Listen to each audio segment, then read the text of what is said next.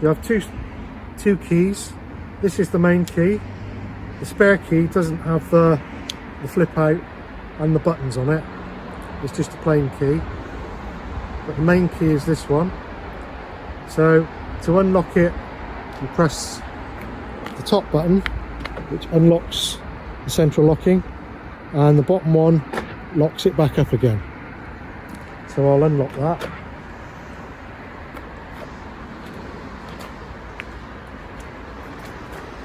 First thing we come to on this particular model is the water filler cap there. We use the small key to unlock the cap, remove the cap, and you fill the water tank with fresh water from a hose. There's a gauge inside which tells you the level to fill it to. Under here we have the waste tank drain. The waste tank is located underneath the vehicle, and there's a pull handle under there which you pull out to release the wastewater from the tank underneath the vehicle. To close it back up, just push the handle back in again.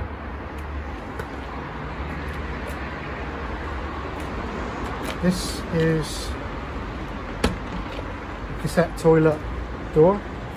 You have a tank in there which holds the waste, the toilet waste. To release that, release the green handle. You can transport the waste to the emptying point.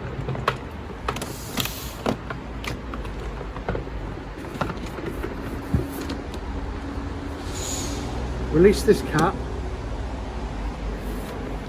direct it to the emptying point, and press this green button in here and hold until all the waste comes out. When it's empty, refit this cap, put it back into position,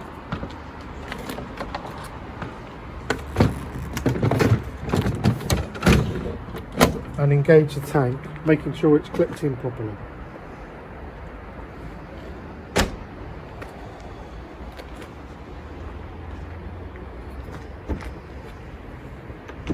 This is the garage door. In here you have extra cushions there to make up the front bed, and here you have the handle to wind out the canopy. Not all vehicles have this canopy, but I'll show you how to do it on this one. So before you wind the canopy out, make sure it's not too windy. If you wind the canopies out and it's very windy, the wind can damage the canopy, so it's always best to wind the canopy back in if it's windy. So engage the canopy winder there and wind the canopy out.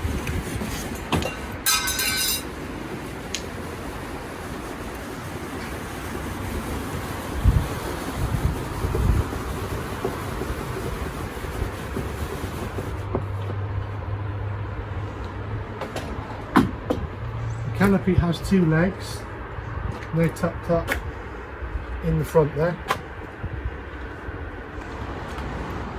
To wind the canopy back in, just engage the winding handle and wind it back in.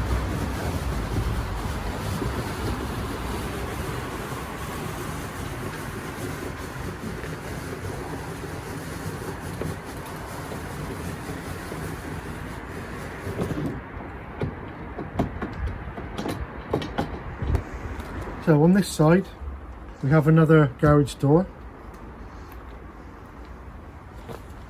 This is the exhaust outlet for the combi boiler, and this is where you plug your mains electrics lead into on the outside. If the vehicle has a cupboard on the outside,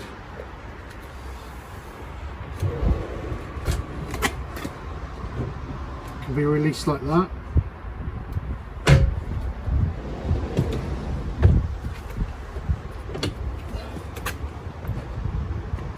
These particular type of catches on here, you lock them by putting your key in, turning it to there, and the catch locks in like that. To unlock them, pop the key in and it pops out and you can unlock the locker. You have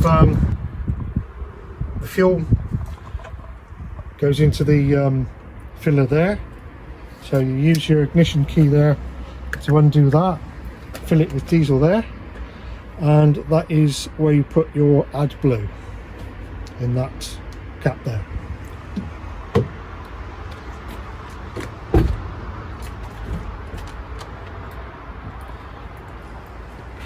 There's a label just inside the door there with the pressures to put in your front and rear tyres, and in this particular locker here there's a plastic container located underneath that has all the kit to take wheels off, like tyre release spanners and a jack.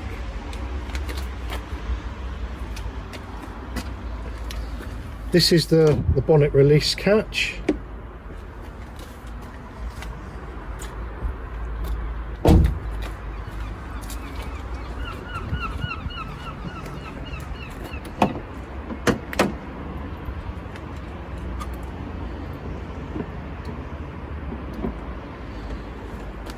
So you've got that's for your brakes, that's for your coolant, and that one there is for the power steering fluid. To top those up, you release this panel on the top here and you can gain access to the fillers. The blue cap there is where you put your washer fluid, and to top up the oil, that goes in there, and the dipstick is just mounted to the front of it. In the event you need to jump start it with leads, there are specific points where you put the leads. Under this cap here there's a point where you put the positive lead, and the negative lead goes onto here. You must put them in the correct order. If they're put back to front, you will damage the electrics of the vehicle. The button for bringing out the step is just there.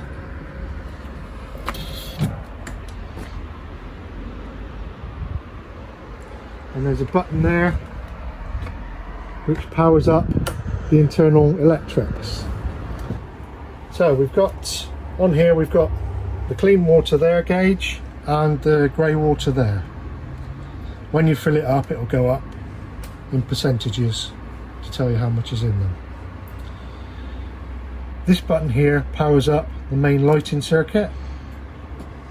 This powers up the pump. And this powers up all your auxiliary power. There's a gauge there which tells you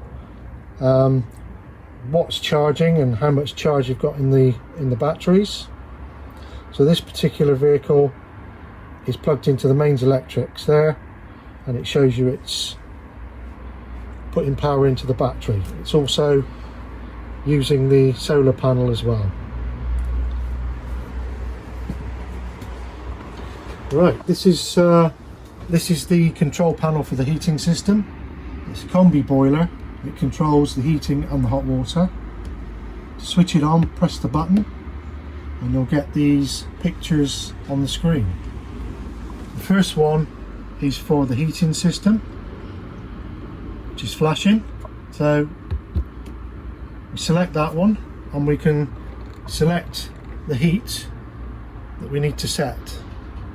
So we can set it for 20 degrees and the heating is now set for 20 degrees.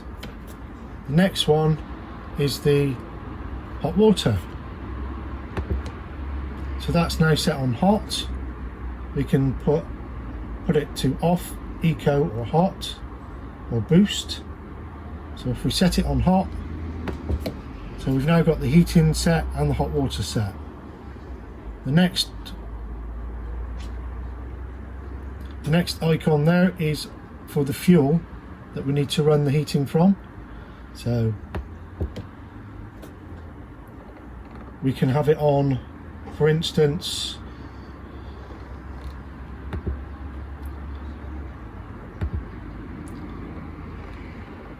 mains electrics 2 kilowatt, 1 kilowatt, gas and electric mixed, or just gas.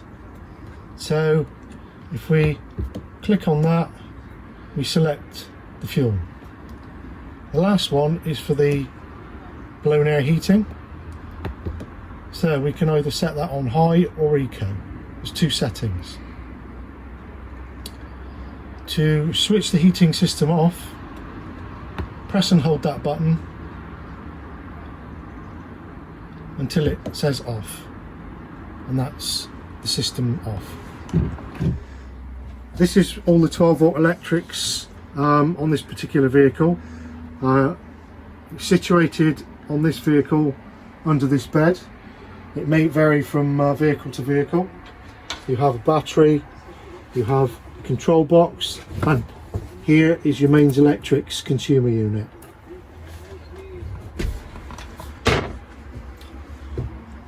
Under this bed we have your heating system. Located next to the heating system is the winterization drain down point for the water system, which includes the taps, the pipework and the heater. This you need to activate to drain the system down in case of cold weather or frost. So the way to do that is click it to that position there, and the water will empty out onto the ground. To reset it, click that across, and around the other side there at the base there's a blue button which you need to press back in and click back in. That is your frost protection button. If it reaches a cold temperature, that button will activate normally and it will release the water. First thing we'll look at is the fridge. On this particular model, the fridge opens like that, and you have the controls up there. So to switch it on, press the on and off button, the fridge comes on, and you can select mains electrics, gas or 12 volt, or you can put it on an auto setting. So you can change the mode, change the settings. Auto setting will find the power source that's plugged in, and you can adjust the temperature there. And it switches on and off there.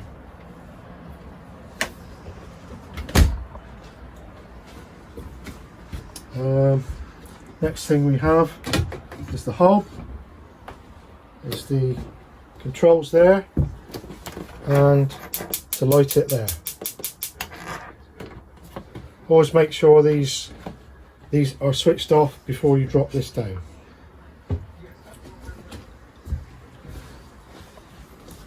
The cooker is a combination grill and oven.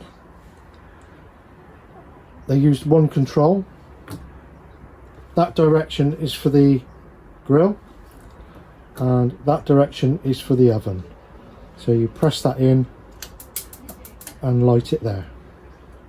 There's also a little heat shield you can bring out there which stops the heat getting onto this control. On this particular model, the toilet and shower are mounted on the side. There is a movable wall which you need to move to use the shower. Press this button in here, it releases the wall and you can use your shower. And there's a door here which comes around all the way across to keep the water in.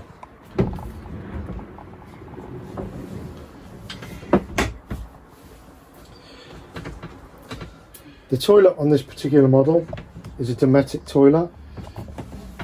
To use this, you need to pull this this lever towards you to open the trapdoor there.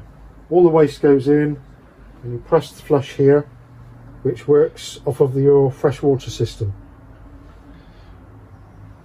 When you've finished operating it, push the lever back in and it will seal it up.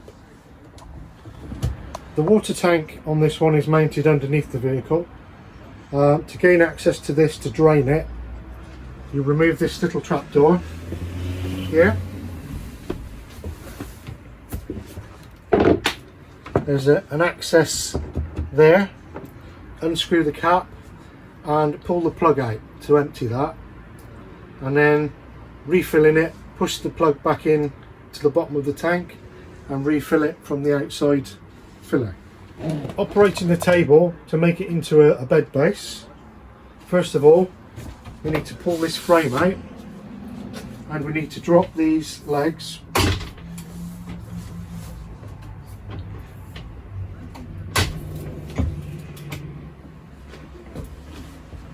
these support the weight of the bed. If these aren't dropped down and you try and get onto the bed, it will collapse the bed and damage the table. To drop the bed down, you have a lever here. That locks the bed into position, and then move that across to there. That makes up your base for the bed.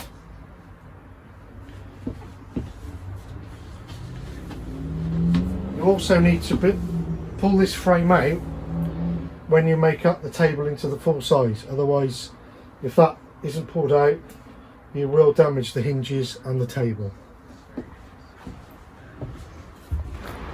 The gas bottles are located in this locker here. You've got space for 2 gas bottles and you've got a propane fitting there with an excess flow valve on it. This you need to reset every time you change the gas bottle. So you turn the gas bottle on and you click that and that releases the gas through. You also have a new type Truma regulator here with a button located there. If that button is clicked out, it won't release the gas through. So you need to check that is located in. So you need to locate that back in and turn it to click it back in. There is a special tool in the toolkit to do that, which is in this main pack, which includes all your instruction manuals and any bits and pieces you need. Also, with this vehicle, it doesn't come with a spare wheel, so they supply it with a tyre inflator kit. I've demonstrated as much as I possibly can on this particular vehicle. If you need any more instructions, always refer to the handbook, which has got a lot of details in it. If you're still stuck with any information or how to work anything, please contact our after sales department and they will talk you through it on the phone as best as they possibly can. Thank you very much.